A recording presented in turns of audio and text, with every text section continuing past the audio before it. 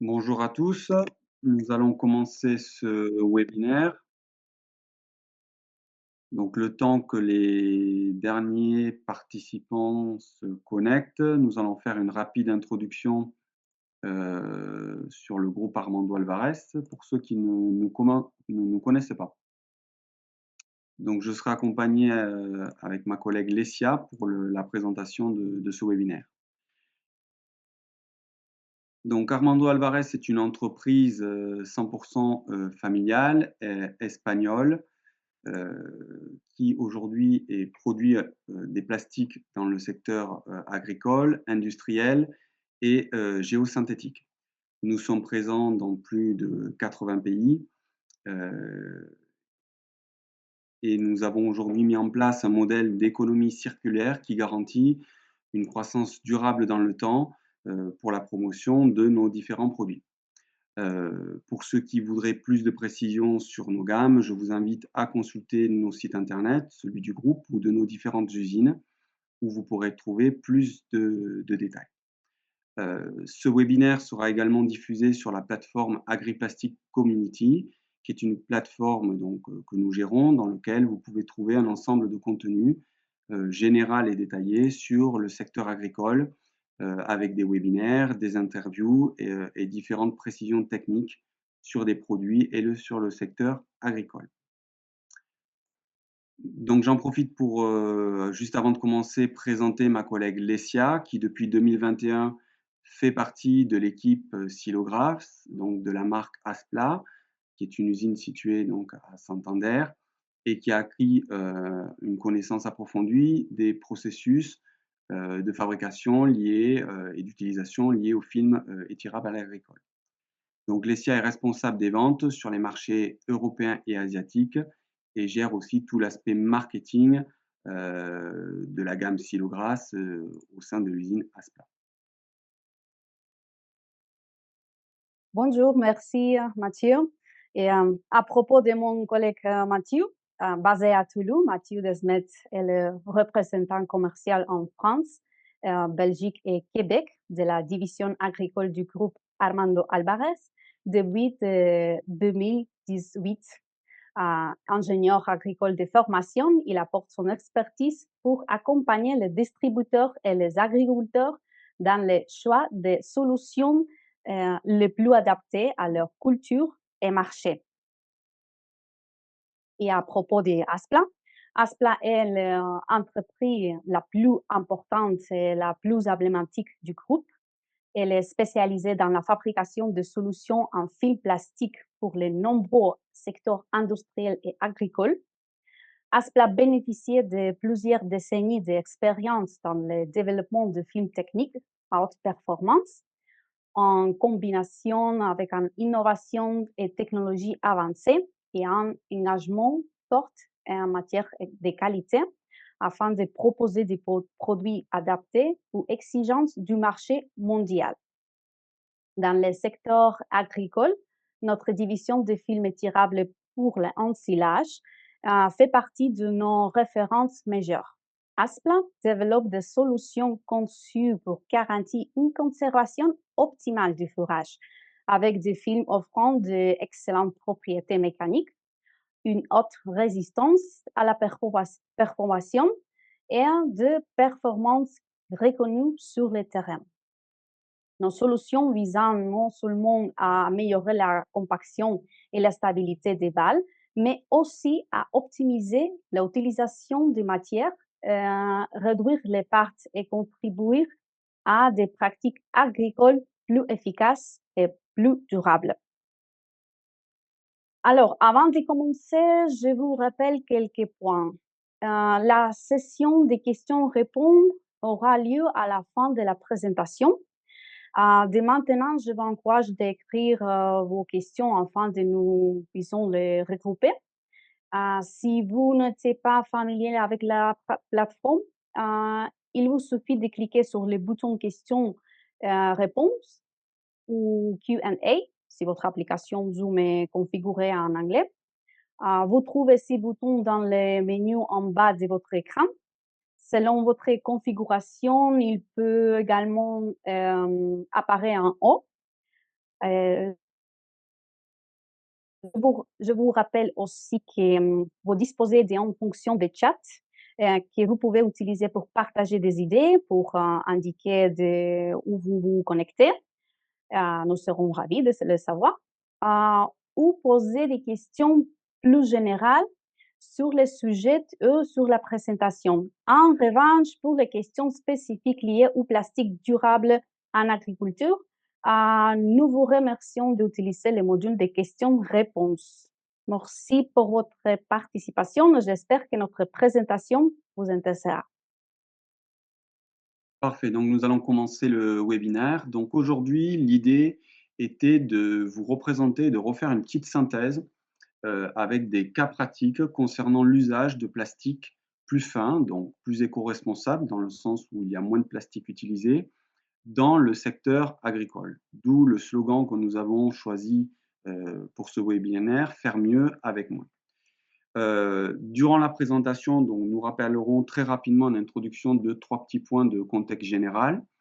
Lesia rappellera l'intérêt de la technologie 7 couches qui nous permet donc sur de nombreux produits d'en améliorer l'efficacité. Et ensuite, nous présenterons 4 cas concrets donc sur 4 gammes de produits différents.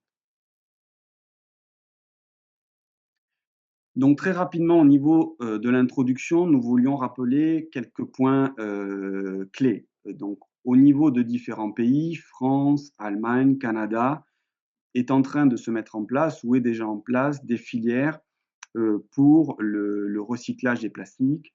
Et ces filières, en partenariat donc, entre les industriels et les distributeurs, cherchent à mettre en place des produits de plus en plus éco-responsables. On sait aujourd'hui que le recyclage de plastique coûte cher. On le voit au niveau des taxes qui sont nécessaires, qui sont appliquées aux agriculteurs et qui sont nécessaires pour financer les filières. La disponibilité et le coût des matériaux PCR peut être important pour l'industriel et se pose aussi parfois la question de la qualité et de la traçabilité. Donc l'objectif, bien entendu, c'est de promouvoir des solutions durables. Pour le moment, au niveau agricole, le cadre réglementaire ne nous impose pas encore autant de contraintes que, par exemple, au niveau du packaging ou de certains plastiques pour l'industriel. On a cité notamment la loi AGEC, qui est un pendant du PPWR, donc la réglementation européenne, qui va obliger les industriels à réduire les quantités d'emballage ou à proposer des emballages avec des pourcentages de plastique recyclé de plus en plus importants. Si on combine ce contexte réglementaire et les démarches mises en place sur les démarches participatives mises en place sur différents marchés, on voit bien qu'il y a une évolution des pratiques et des demandes des agriculteurs, notamment des nouvelles générations. Donc, au niveau du groupe Armando Alvarez, nous avons bien sûr des gammes dites conventionnelles, mais nous avons développé aussi depuis plusieurs années des gammes permettant de proposer à l'utilisateur et au distributeur des produits, on va dire, plus éco-responsables, plus durables. Alors, vous connaissez bien sûr les produits biodégradables ou biocompostables. Ils sont principalement utilisés en maraîchage. Donc, nous ne présenterons pas ces produits durant ce webinaire. Ça avait déjà fait l'objet d'une présentation précédente que vous pouvez retrouver sur la plateforme AgriPlastic Community. Il y a des produits avec incorporation de recyclés, PCR plus ou moins importants, mais nous avons cité précédemment les problématiques aussi que l'on peut rencontrer avec les PCR, disponibilité, coût, impact parfois sur la qualité du produit final si la qualité du PCR n'est pas suffisante. Donc il existe une troisième possibilité que nous pouvons offrir aux agriculteurs et aux distributeurs. Chez nous, ça s'appelle la gamme Optima. L'objectif est donc d'augmenter les performances d'un produit, ou en tout cas d'offrir les mêmes performances qu'un produit standard, tout en réduisant la quantité de plastique dans le produit utilisé. Donc cette approche, elle est généralisée au niveau du groupe Armando Alvarez, à la fois sur des gammes industrielles et agricoles, dans plusieurs usines. Donc aujourd'hui, bien entendu, on va se concentrer sur des exemples dans le domaine agricole. Et on va citer 4 familles de produits pour montrer qu'il est possible, quasiment dans toutes les gammes, aujourd'hui, de proposer à l'agriculteur des produits plus fins et qui sont tout aussi performants, voire plus performants que les produits conventionnels. Donc nous allons d'abord commencer avec la gamme de films étirables que va vous présenter Lesia et ensuite je vous présenterai d'autres cas concrets en ensilage, en paillage et en film de serre. Alors, merci Mathieu. Chez Aspla, nous sommes spécialisés dans la fabrication de films étirables agricoles, comme vous connaissez. Nous avons plus de 30 ans d'expérience dans ces produits, qui est très technique et très sensible.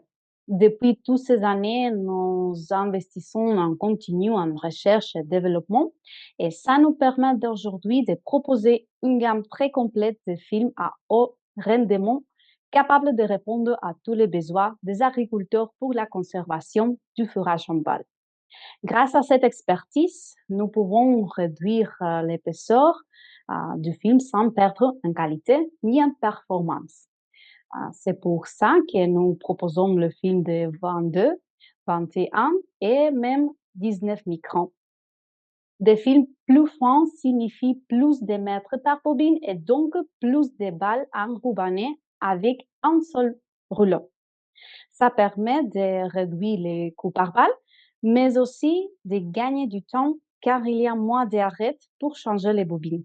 Au final, on gagne aussi en efficacité globale. Moins de temps, moins de carburant et plus de travail réalisé sur une journée. Tout est lié. Réduire l'épaisseur d'un film sans perdre en qualité n'est possible que grâce à un processus de fabrication. Chez Aspla, nous utilisons des lignes de production très modernes avec une technologie à 7 couches. Ces technologies permettent de mieux répartir les matériaux dans le film et d'obtenir une orientation moléculaire beaucoup plus uniforme. Un, un point très intéressant et important est le contrôle de l'épaisseur. Avec une fabrication à 3 couches, on peut avoir 12% de variation sur l'angle de film. Avec la technologie 7 couches, cette variation descend environ 3%. C'est une grosse différence. Dans la pratique, ça change beaucoup de choses. Le film est plus homogène, plus résistant, il se casse moins et il se comporte beaucoup mieux en machine. La colle est aussi mieux répartie, ce qui améliorait l'adhérence. C'est l'ensemble de ces éléments qui permet de réduire l'épaisseur sans perdre en qualité. Alors, un test que nous réalisons tous les jours pour mesurer la résistance du film est le dart test. Le principe est très simple. On tend le film et on laisse tomber un poids dessus et comme un petit dart. Si le film ne se perce pas, on augmente les poids et on recommence. Les résultats indiquent les poids maximum que le film peut supporter avant de se percer. Plus le poids est élevé, plus le film est résistant. En pratique, un film standard en 5 couches de 25 microns atteint environ 250 grammes au minimum. J'ai toujours parlé avec le minimum, d'accord? Le film de 22-21 microns fabriqué de cette couche atteint au minimum 350 grammes. Même le film de 19 microns atteint au minimum, comme toujours, environ 325 grammes. Ces résultats montrent clairement que même avec moins d'épaisseur, les performances techniques sont au rendez-vous, voire meilleures. Pour les films de 22 microns, nous avons 2 produits principaux. Le premier est l'Eco Plus. Il est même poids qu'une bobine standard de 25 microns, mais il est plus long. Concrètement, ça permet d'enrubanner environ 3 balles de plus par bobine, soit un gain de rendement d'environ 10%. Le second est l'éco ultra. Avec une longueur de 1800 mètres, il permet d'enrubanner environ 6 balles de plus par bobine. On attend aussi un gain de rendement d'environ 20%. L'idée est toujours la même. Tirer les meilleures parties des ressources sans compromis sur la qualité. Avec le film Power Pro en 21 microns, on va encore plus loin. La longueur de la bobine atteint 1900 mètres, soit environ 27% de film en plus. Ça permet d'enrubanner environ 7 balles supplémentaires par rapport à un film standard de 25 microns. Le résultat est clair. Un rendement beaucoup plus élevé et un coût par balle nettement réduit, tout en conservant un film fiable et performant. Et les produits avec le rendement plus élevé de la gamme est le professionnel. Avec 19 microns et 2000 mètres de long, il permet d'enrubanner jusqu'à 30 balles par bobine. Ça représente environ 33% de rendement, plus soit 8 balles supplémentaires par rapport à un film de 25 microns. C'est une solution qui garantit un enrubannage efficace, plus rapide et très sûr. Et voilà, ces exemples sont les plus représentatifs. Et notre gamme est beaucoup plus large.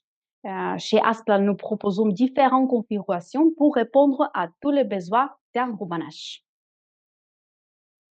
Super, Alessia. Maintenant, nous allons voir d'autres exemples sur la partie maraîchage avant de revenir avec un exemple sur les films en silage. Donc, concernant le film de serre, on a voulu montrer un cas concret donc par rapport à du film utilisé dans le sud de l'Espagne. Donc, nous sommes sur des productions de fruits rouges, donc fraises, myrtilles.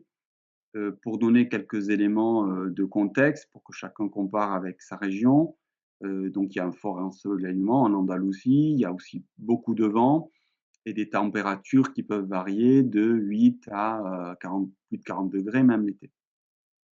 Les agriculteurs recherchent sur ce type de production de la précocité pour valoriser au mieux la vente de leurs fruits rouges et un maximum de luminosité pour générer les meilleurs rendements et la meilleure croissance des plantes.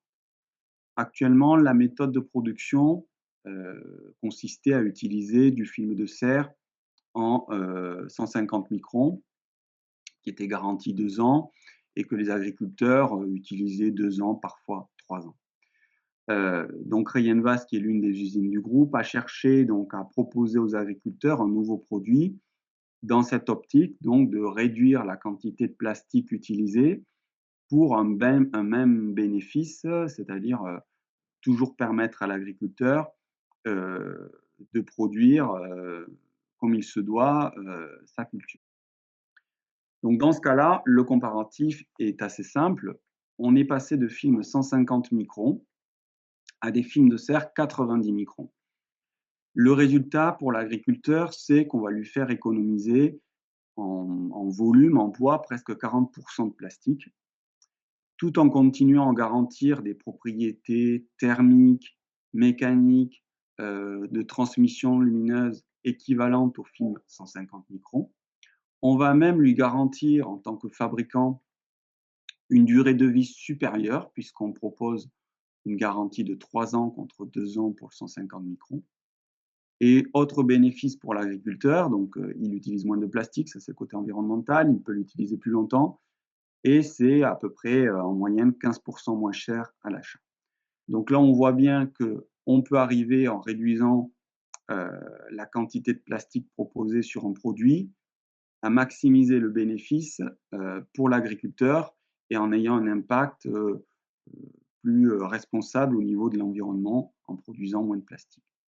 On pourrait bien sûr aussi ajouter des propriétés spécifiques à ces films, qu'ils soient en 150 microns ou 90, comme des additifs antithermiques. Mais bon, ça, on ne le développera pas puisque du coup, ça n'impacte pas le changement d'épaisseur. Donc, on a juste mis une petite vidéo dans laquelle vous allez voir donc l'agriculteur, un des agriculteurs qui témoigne en reprenant un peu ces éléments liés au changement d'épaisseur et au gain que ça impacte sur l'exploitation. Je te laisse lancer la vidéo, please.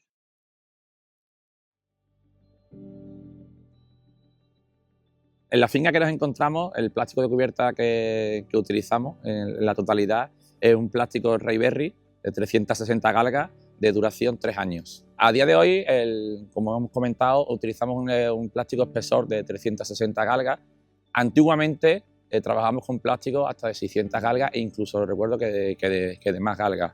Esto ha supuesto, bueno, para empezar, hemos mejorado mucho en medidas medioambientales y en sostenibilidad, porque estamos utilizando un plástico que tiene bastante menos espesor.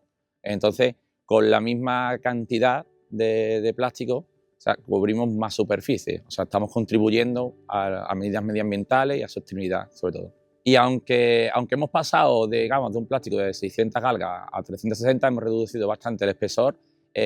Para nada se ha visto mermada las propiedades térmicas de los macrotúneles, ni tampoco le ha afectado en absoluto al cultivo. O sea, seguimos trabajando bajo las mismas condiciones que con el plástico anterior. E incluso con el plástico actual, la duración ya son 3 años y antiguamente el plástico era solo bianual. El plástico tiene mayor durabilidad que antes.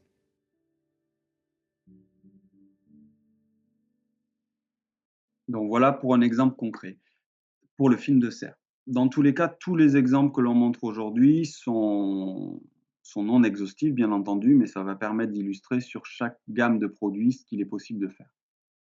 Maintenant, sur la partie paillage. Alors, le paillage en maraîchage, il y a une très grande diversité de produits dans les dimensions, les épaisseurs, les couleurs, perforées, non perforées. Donc, c'est une gamme qui est très large et très complexe. Mais on va dire que tous les agriculteurs, ils vont rechercher, en plus bien sûr de l'efficacité du paillage, à optimiser le coût de production et à limiter des problèmes qui pourraient être liés à des déchirures liées au vent, aux intempéries ou problèmes de rupture à la pose ou la dépose. C'est souvent voilà, les points clés toujours que signale l'agriculteur quand il utilise un paillage. Donc le groupe a travaillé sur la mise au point de paillage de nouvelle génération, qu'on appelle le Solar Shrink. L'idée est simple, c'est de faire un paillage plus fin que le standard utilisé par l'agriculteur sur telle ou telle culture, hein, puisqu'il y a une très grande diversité de paillage, et de le faire plus résistant. Donc, on améliore significativement les propriétés mécaniques du paillage. On va utiliser moins de kilos de plastique à l'hectare.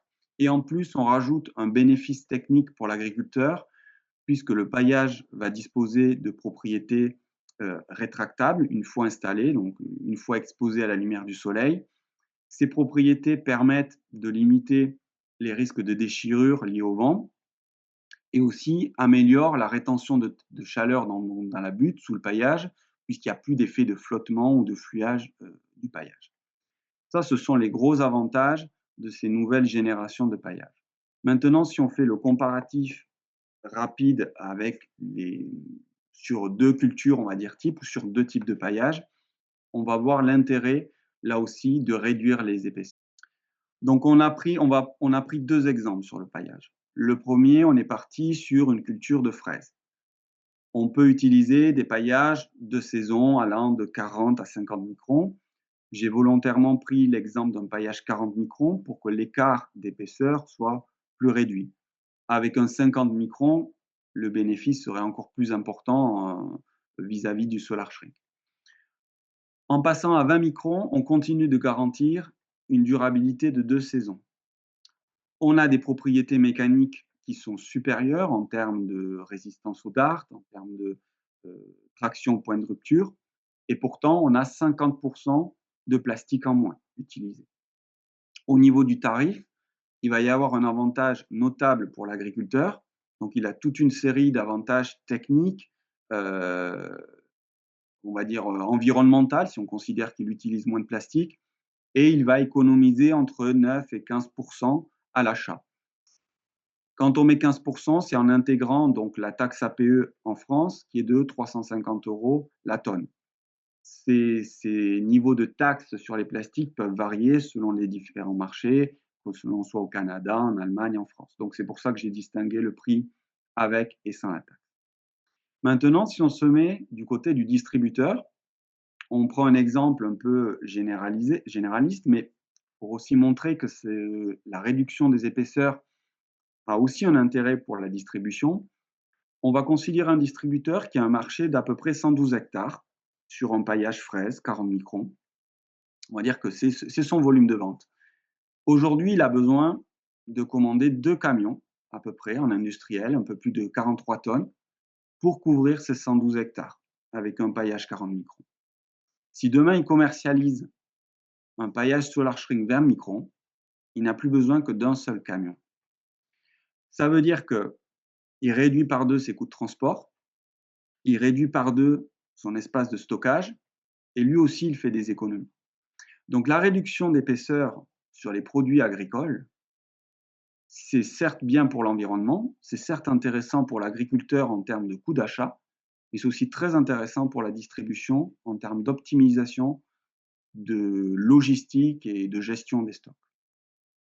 En paillage, j'ai mis donc un deuxième exemple. Le premier, on était plutôt sur un paillage, sur la fraise, on est plutôt sur des cultures à cycle long, on va dire. Là, on va prendre un exemple sur une culture à cycle court, donc qui utiliserait des paillages aujourd'hui 25 microns, peut-être de la salade, de la courgette. Eh bien, on va aller chercher dans la gamme Solar Shrink son équivalent. L'équivalent, c'est un 12 microns. Ça permet d'avoir une garantie UV de 5 mois, donc un petit peu plus légère, mais tout à fait acceptable. Là encore, les propriétés mécaniques seront équivalentes, voire meilleures en termes de DART que le 25 microns. Et on permet là encore à l'agriculteur d'utiliser presque 50% en moins de plastique par rapport à son produit conventionnel. Là encore, il aura du coup aussi un bénéfice économique en faisant des économies. Le bénéfice étant toujours plus important lorsqu'on considère les taxes sur la collecte, sur la collecte des plastiques, pour la collecte et le recyclage des plastiques. Donc, dernier cas concret, ça va concerner les bâches en silage. Donc, Lescia nous a présenté le film étirable. En film en silage, on a un marché, donc je vais parler pour le marché français, qui a évolué depuis plusieurs années en réduisant de plus en plus les épaisseurs. Le produit le plus abouti, ce sont les films barrière oxygène, qui sont aujourd'hui entre 80 et peut-être 95 microns. Ils sont des films très fins, avec des propriétés mécaniques élevées et barrière oxygène. On voit sur les gammes techniques, donc ce sont les bicolores, blanc-noir, blanc-vert, une réduction aussi des épaisseurs par rapport aux gammes dites standards ou économiques. Ce sont généralement des films noirs sur le marché français. Donc il y a déjà eu une démarche du marché pour petit à petit baisser les épaisseurs. Donc dans le cadre de ce webinaire, on se dit tiens, on va prendre le sujet à l'envers. Plutôt que de parler des produits qui sont déjà plus fins sur les gammes techniques, qu'est-ce qu'on pourrait proposer à un agriculteur qui aujourd'hui ne souhaite pas investir dans un film barrière oxygène, qui est quand même le film idéal pour la conservation d'un silo d'ensilage, qu'est-ce qu'on pourrait lui proposer et comment on peut lui garantir les mêmes propriétés que son film standard noir, mais en utilisant moins de matière, en ayant moins d'épaisseur. Donc là, on voit qu'il est tout à fait possible d'avoir cette même approche, y compris sur des produits dits standards. En France, le marché, on va dire, va de 125 à 180 microns, avec un gros du marché entre 125 et 150. Ce sont des films en silage qui aujourd'hui ont des garanties UV, allez, en moyenne de 12 à 15 mois, avec des DART aux alentours de 300, peut-être 400 pour des films 125 microns un peu renforcés avec du métallocène. Et ce sont des produits qui, pour la plupart, intègrent des taux de recyclés importants, voire très importants. Et qui, d'ailleurs, n'ont pas toujours des garanties en termes d'imperméabilité très claires. Voilà, on ne sait pas toujours quelle est la garantie, puisque ce sont des produits cheap et en gros, le marché recherche du prix. Eh bien, aujourd'hui, on pourrait, avec la gamme Optima, dire ben, OK, on va proposer un film en 95 microns noirs, c'est un exemple. On garantirait le même niveau UV qu'un 150 microns. On garantirait un DART minimum de 300 ce qui est tout à fait acceptable quand on considère la moyenne sur le marché des DART, des propriétés mécaniques. On le proposerait en vierge, bien qu'on pourrait inclure une partie de recyclé. On garantirait une imperméabilité à l'oxygène inférieure à 250, ce qui n'est pas forcément le cas de tous les produits standards noirs sur le marché. Et on permettrait à l'agriculteur d'économiser entre 25 et 35 de plastique, on va dire, sur son exploitation pour un même usage. Avec là encore un gain économique estimé, ça dépend quel produit on va comparer, est-ce qu'il intègre du recyclé ou pas, mais allez, peut-être de 6 à 10, 12 de gain en utilisant un 95 microns noir. Donc on voit bien là aussi que la réduction des épaisseurs peut permettre aux agriculteurs et aux distributeurs d'être dans une démarche plus éco-responsable. On va utiliser moins de plastique, que ce soit sur des gammes très techniques, donc les barrières oxygène, mais aussi demain des gammes standards où l'agriculteur recherche du prix. Donc pour conclure, ce qu'on voulait rappeler à travers ce webinaire, c'est les baisses d'épaisseur sur un paillage, c'est absolument pas contradictoire avec une montée en technicité du produit. Les solutions sont très variables. Ce qu'on a présenté ici, ce ne sont que quelques cas concrets. Ce n'est absolument pas représentatif de tout ce qui peut se faire sur le marché. Il existe différentes solutions pour apporter des produits plus éco-responsables, plus durables à l'agriculteur, du biodégradable lorsque c'est possible, des produits à base de recyclés pour être dans une logique de boucle vertueuse, ou tout simplement produire moins de plastique, c'est-à-dire avoir des produits plus fins. Et dans ce cas-là, on produit moins de plastique, on transporte moins de plastique et on aura aussi à recycler moins de plastique en bout de chaîne. Toutes les gammes peuvent être concernées par cette approche. Là, on s'est concentré sur la partie agricole, mais c'est aussi le cas sur des gammes industrielles. Et nous considérons chez Armando Alvarez que le marché va de plus en plus évoluer dans ce sens. Initialement, on avait des produits peut-être standards. On est passé au fil des dernières années sur des produits techniques, amélioration de caractéristiques techniques. Demain, l'agriculteur, soit par souhait, soit par contrainte réglementaire, aura besoin de produits techniques et plus éco-responsables. Donc, les solutions existent et c'est ce que nous voulions un petit peu rappeler à travers ce webinaire. Lécia, est-ce que tu veux rajouter quelque chose? Sinon, nous allons passer aux questions-réponses. On peut passer aux questions-réponses. Super. Alors, une question sur la partie des 7 couches. Dans la diapositive sur la technologie 7 couches, que signifie concrètement le fait d'avoir plusieurs options de combinaison? Alors, d'accord. Concrètement, une machine, vous pouvez imaginer, une machine de 7 couches possède 7 extrudeuses, alors qu'une machine 3 couches n'en a que 3. Chaque extrudeuse alimente une couche de film étirable. Plus on a de couches, plus on a de possibilités pour ajuster la formulation. On peut être beaucoup plus précise dans le mélange des matériaux et mieux contrôler leur répartition dans le film. Et ça permet d'avoir une formule plus homogène et donc un produit final de meilleure qualité. Et au final, un film premium ne dépend pas d'un seul facteur, mais de l'ensemble de paramètres. La qualité des matières premières, une formulation bien maîtrisée, des machines 7 couches de dernière génération et bien sûr le savoir-faire acquis depuis plusieurs décennies. D'accord. Pour moi, c'est la raison de la marche.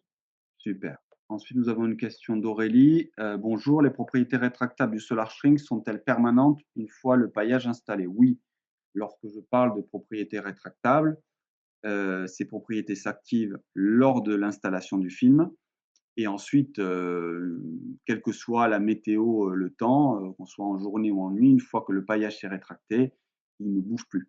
Il est rétracté sur la butte et stabilisé.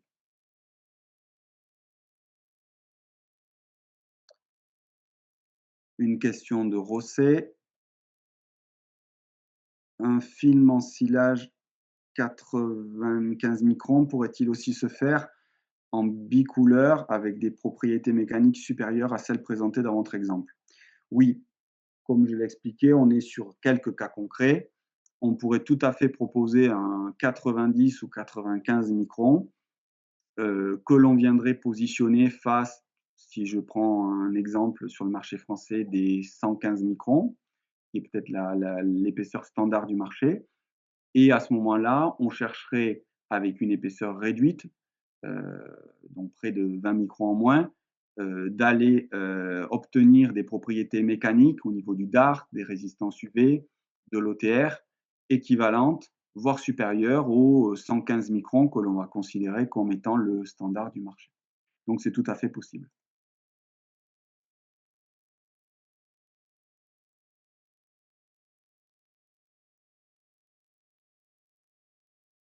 Alors je regarde s'il y a d'autres questions dans le chat, parce que je vois qu'il y a beaucoup de messages. Heu Si, une autre question, les films avec plus de mètres par bobine sont-ils toujours livrés avec une boîte en carton? Donc ça, je pense que c'est pour toi, Lecia, pour le Oui, film étirable.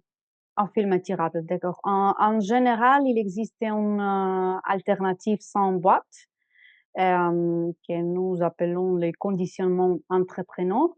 Ça permet de réduire l'emballage et d'optimiser la logistique. En revanche, pour les configurations les plus longues, les bobines de plus de 2000 mètres, par exemple, nous proposons normalement l'option sans boîte. OK, parfait.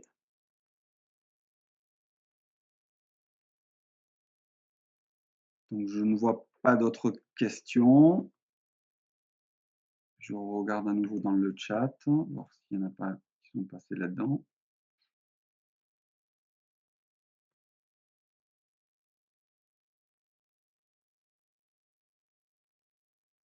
Non, pas d'autres questions, donc si Mmh. tout est clair pour tout le monde, vous pourrez retrouver ce webinaire de toute manière sur notre plateforme AgriPlastic Community. Et vous pouvez bien sûr envoyer, si des questions vous viennent plus tard, à Alessia ou à moi, par email vos questions. Gabriella donc, vous transmet dans le chat nos différents emails et on se fera un plaisir de vous répondre. Merci beaucoup pour votre participation. À très bientôt, au revoir. Au revoir.